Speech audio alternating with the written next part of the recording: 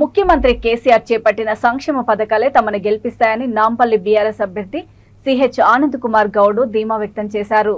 MLC MS Prabhakar రావుతో కలిసి ఆయన పెద్ద ఎత్తున అభిమానులు కార్యకర్తల మధ్య నాంపల్లి ఏడుగుళ్ల ఆలయంలో అమ్మవారికి ప్రత్యేక పూజలు నిర్వహించారు.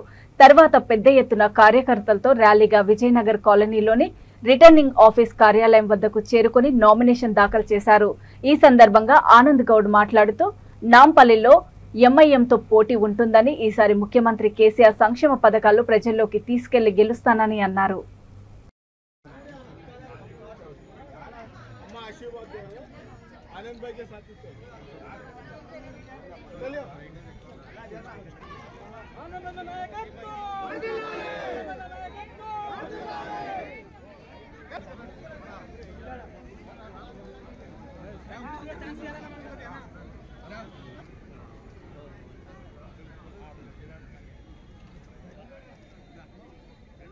ఓకేనా?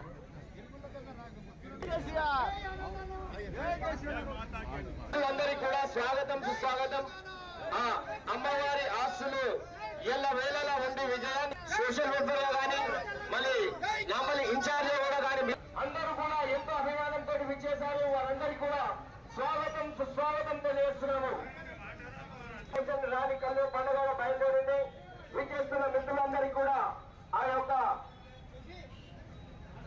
టీఆర్ఎస్ పార్టీ తరఫు నుంచి అందరికీ కూడా వందనాలు తెలియజేస్తున్నాము. మరి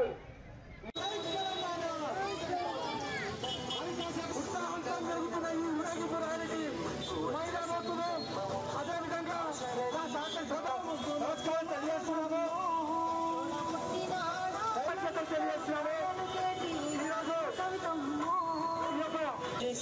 వారి ఆదేశాల మేరకు ఈ యొక్క ఊరేగిపోయే